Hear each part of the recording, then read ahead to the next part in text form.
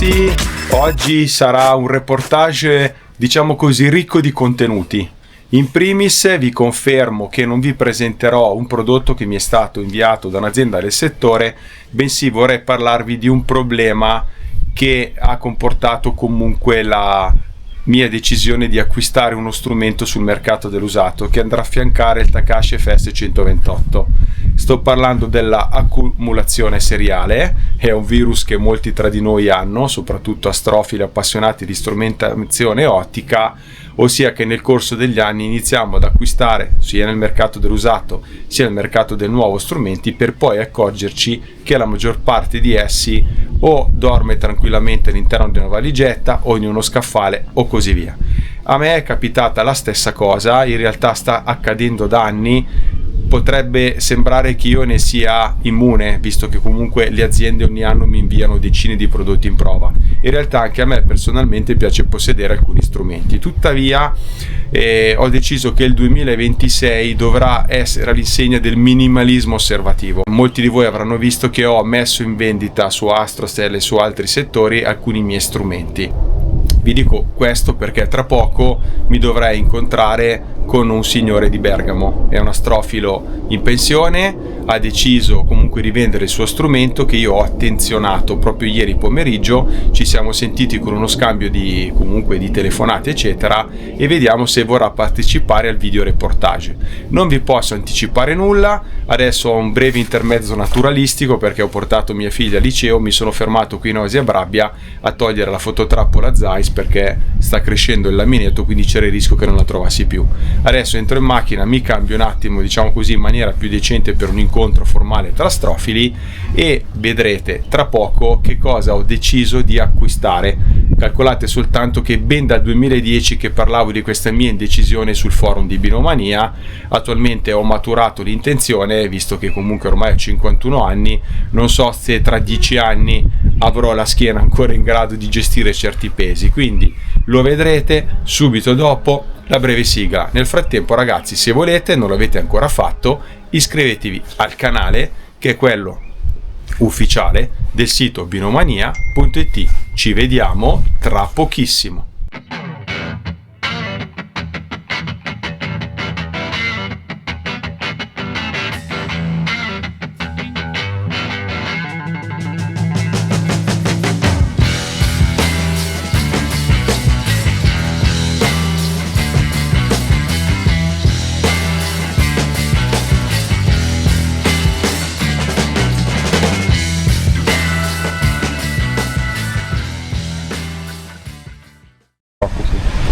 Allora, io sono con il signor Giovanni ancora è stato un piacere.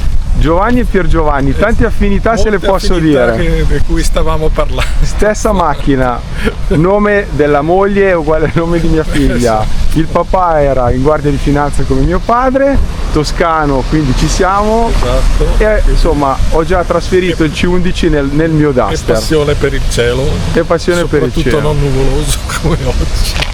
Quindi Giovanni, io la ringrazio tanto, tra le altre cose il telescopio è ben tenuto, proprio tenuto molto bene. Ringrazio anche il signor Dose che lei ha conosciuto perché sarebbe un terzo passaggio di proprietà. Sì, una brava persona veramente.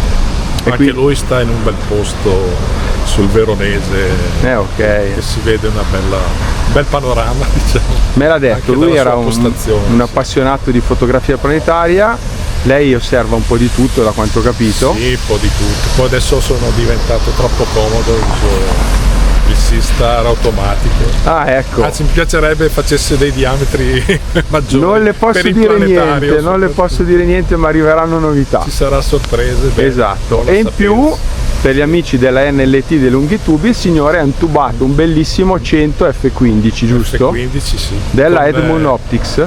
Le ottiche sì, erano questi rifrattori americani degli anni 60, penso.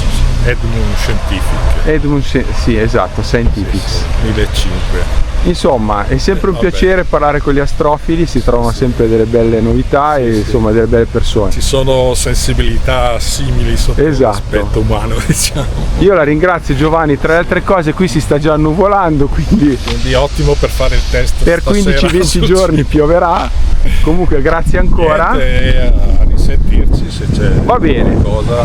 Oh ragazzi, io torno in quel della Valganna e poi vi farò sapere il primo montaggio del C11. Ragazzi, ciao a tutti. Cieli sereni. Ciao. Ragazzi, eccolo qua, svelato C11 XLT della Celestron, appena montato sulla Skywatcher Q6 Pro. Ho dovuto ovviamente aggiungere un contrappeso Geoptic per portare il tutto a 15 kg, perché il peso del tubo è di 12 kg ma con 2 piastre, perché una comunque va a irrigidire maggiormente la struttura. Con il mio setup che prevede visore binoculare, prisma Bader e il cercatore 8x50 comunque andiamo a superare i 14 kg. È uno strumento con un'apertura pari F10, è un 280 mm di diametro, una lunghezza focale quindi di 280 mm.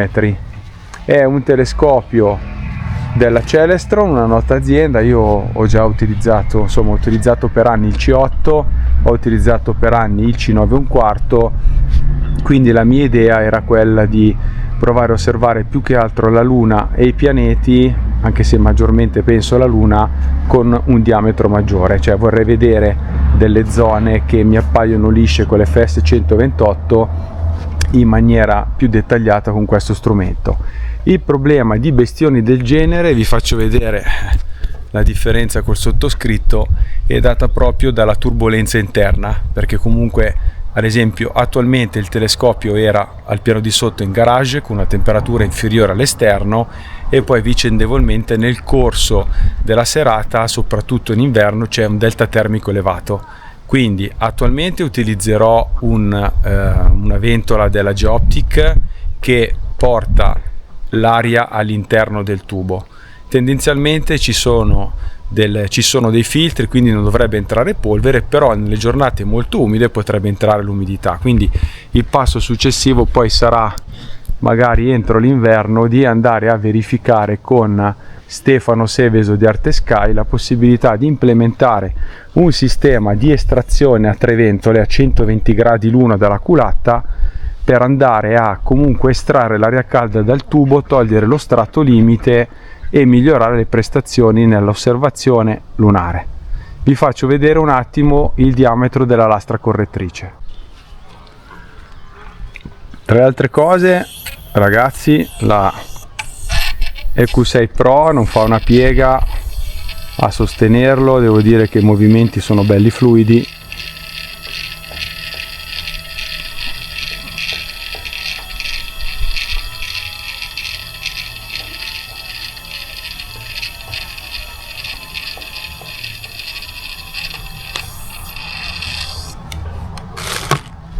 Togliamo il coperchio, eccolo qua.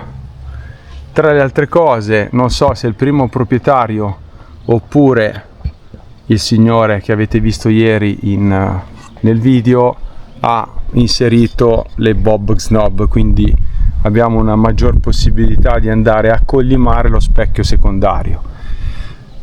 Uno specchio primario aperto F2 che quindi va a generare un rapporto pari F10. Come vedete sono 28 cm di diametro, ovviamente ha uno 0,34 di ostruzione che andrà a incidere nella resa planetaria a livello di contrasto, però diciamo così il contrasto su dettagli flebili invisibili, ad esempio col Takashi, dovrebbe essere migliore perché si vedono.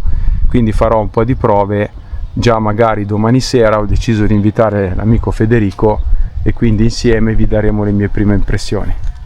Buonasera ragazzi, come vedete, spero perché ho messo il faretto, è la mia seconda serata osservativa con il Celestron C11.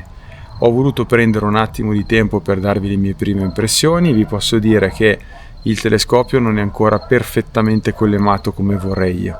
In ogni caso ho già compiuto un'osservazione lunare di Giove ieri sera e adesso sto guardando tutta la zona della Rupes Erecta, della Rima Birt, Tolomeo, Plato e altro ancora.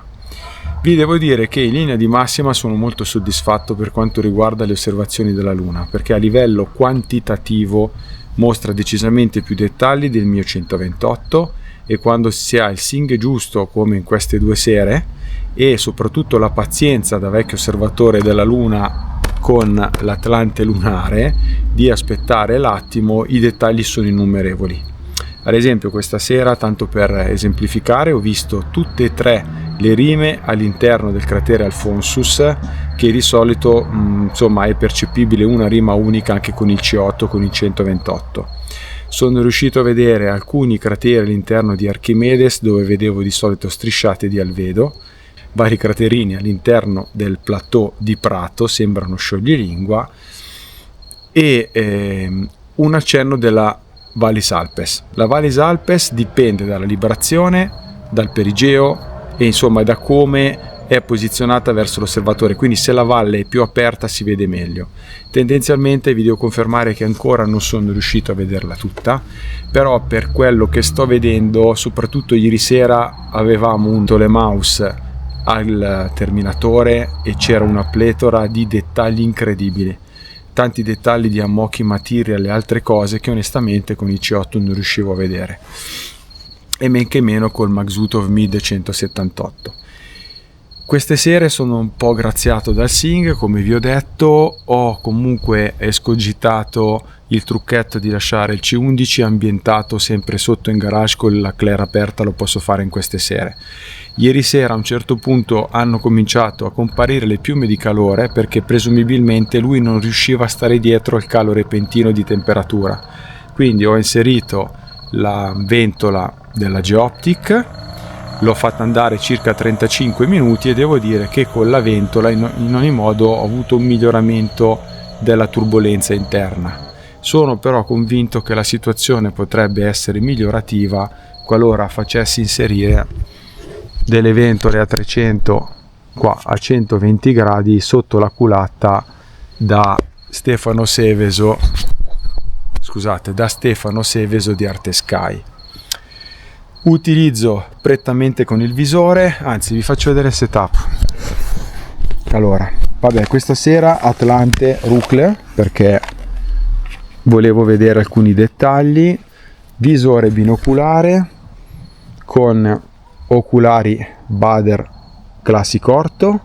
Ho ordinato altri 4 oculari dell'RKE, in realtà utilizzerò 2 focali sole con il C11, il 28 e il 21, perché li apprezzo particolarmente nell'osservazione lunare.